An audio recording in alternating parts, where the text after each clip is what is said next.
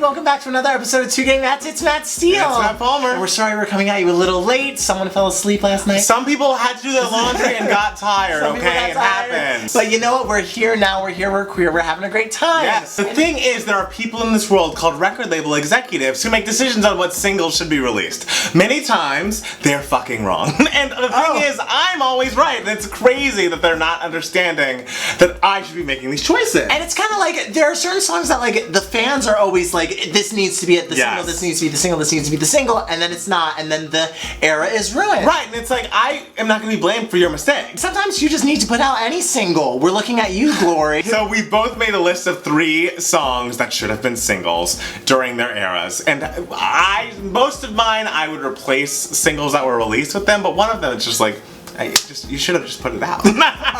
Are any of yours ones that like ruined an era? Like because this was not released, this era was ruined? Maybe not because this wasn't released, but because the song that was released, on top of other things, ruined the era. Okay. What about you? One of the eras was ruined, but not because of the song. So my first one is not that one. I like to listen to artists' discography all the way through. Yes. And my most recent one that I did was Miss Kelly Clarkson. Oh, the queen. After we, you know, we were watching those Kelly Clarkson live performances, I was like, I need to listen to every single one of her albums all the way through, in order. You do? I never really realized this before. Yes. But my favorite Kelly Clarkson song was never a single.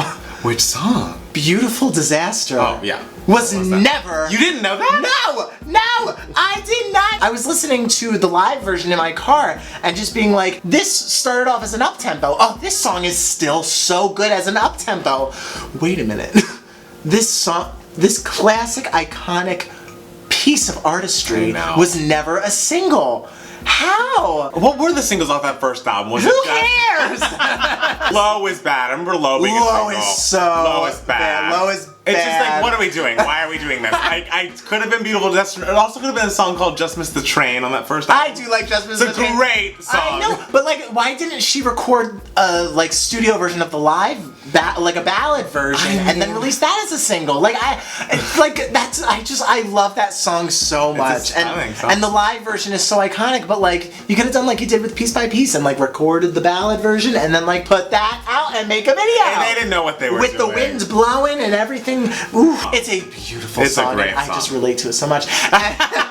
So the fact that it was not a single is just devastating, and like it will be on my tombstone. Okay. Why wasn't this a single? Well, I look forward to seeing that tombstone one day. You will die before Anyways, the first song that I want to talk about, I have a lot of these, but I just had to pare down to songs that like I don't think I'd talked about before, because I'm pretty sure I've talked about Gwen Stefani's "Yummy," which should have been a single. Oh, I love Yummy. I mean, an iconic piece of music. But the first song, I have not discussed this artist much on this channel, but her name is Alessia Cara, and she's actually subscribed to this channel the last time we looked. So what an icon. I hope you're still subscribed. We love you. And like clearly her first single here is an iconic, one of the best debut singles I think that has come out, you know, post Royals. You know what I mean? Like that is a debut artist making a statement, and I loved it. It was great.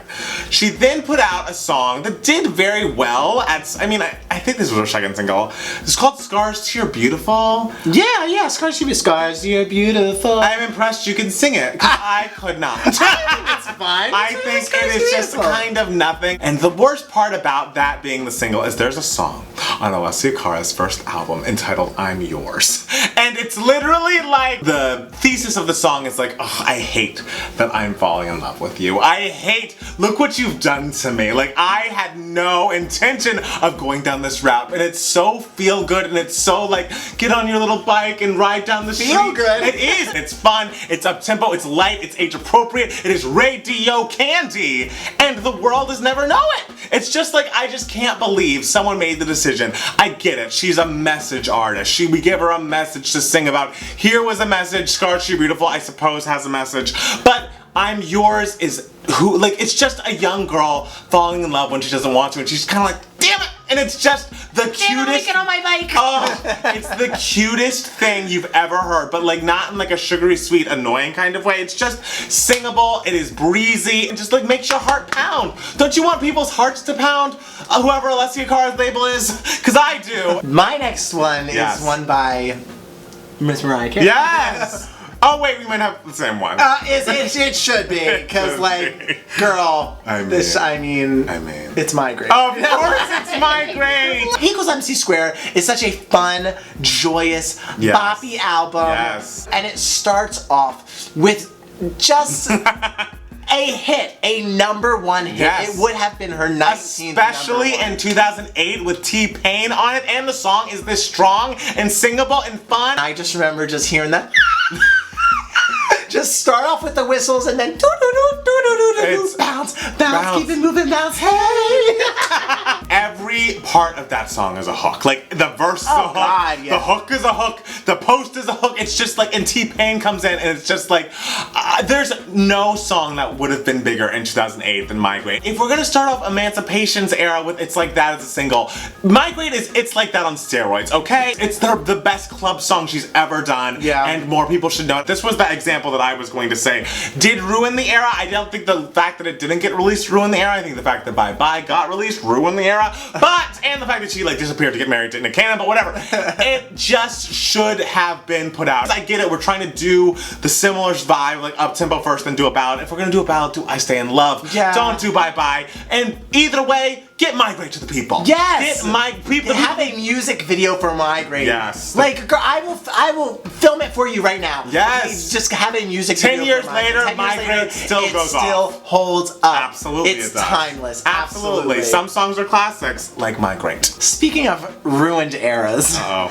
there is no era that has been more ruined than the one that was ruined on May 31st, 1998. Okay.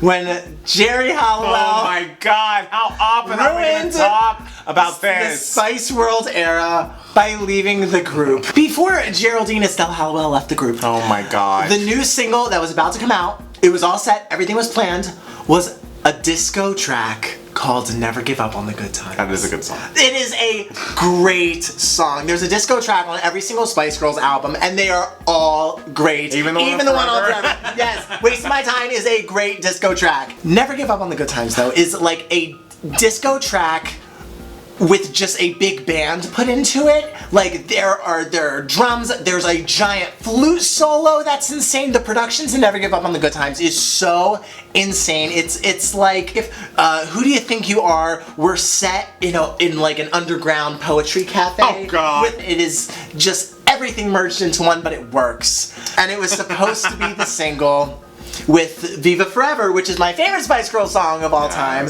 I shudder to think of how great Never Give Up on the Good Times released as a single would have been. Like, it would have been a hit. It would have been a hit. The music video would have been so colorful, but like, kind of like, they would have been walking on the street with like bright colors. Oh god, and they would have like passed by like a street band with the flute solo. It would have been so good, so much fun, and everything was ruined. Everything was ruined. We know everything was ruined, and every time I listen to it, I'm happy because it's fun, but I'm sad. Well, anyways. This is an artist I don't discuss much on the channel, not because she's not great, but because I feel like a lot of people don't discuss Pink enough. Am I right? Oh yeah, like I people think more forget people should discuss Pink because she's had hits on hits for, you know, a decade and like a half. She really has, Decades. It's and like, but the thing is, like, she also, there's never any scandal surrounding That's Pink. true. So like, it's always kind of like you always trust she's gonna be there. right. Well, Pink had a little lull at, what was the era that Trouble and God is a DJ, I forgot what that album was called. The album after that, she had a comeback album, vaguely, called I'm Not Dead, which is like hilarious. And it's great. excellent. It's my favorite Pink album. She opens the album, the first single is called Stupid Girls. It didn't do terribly well, and like, it was kind of whatever. It's like, we're making fun of Lindsay Lohan and Paris Hilton, like washing cars and long blonde hair. It's like, this is cute, it's fine, it's cute for like an MTV TRL moment, but like, is this a great song though? She puts out Who Knew, which is a great song, doesn't do great. Then she puts out You in Your Hand, which Max Martin produced.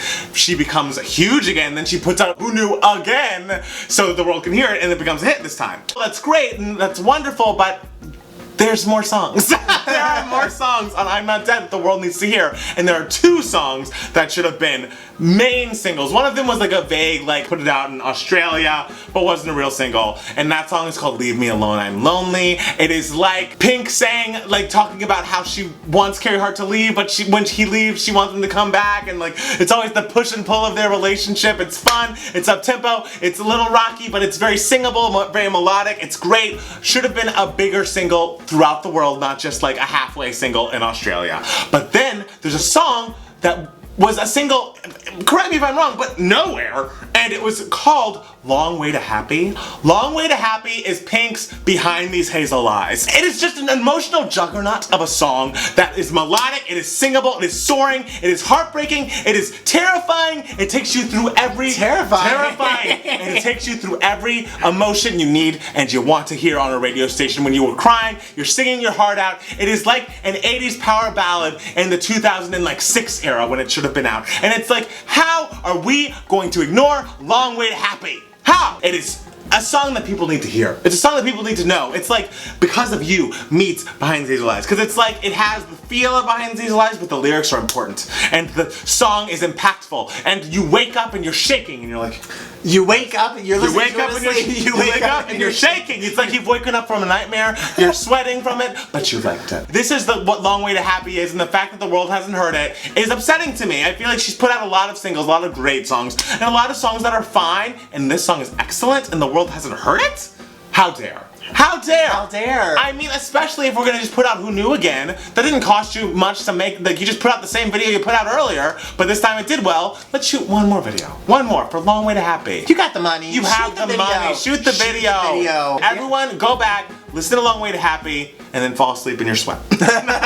So tell us below, what are albums that you feel like single choices you don't agree with? What are songs that should have been singles and never were? Tell us in the comments below. Make sure to follow us on Twitter and Instagram at Matt Palmer Music. And it's Matt Steele. And 2 great Matts for both of us. Also become a patron for as little as $1 per video. You get an extra bonus video from us every week. And I guess we'll be back soon with another brand new 2K Matts. Bye guys. Bye.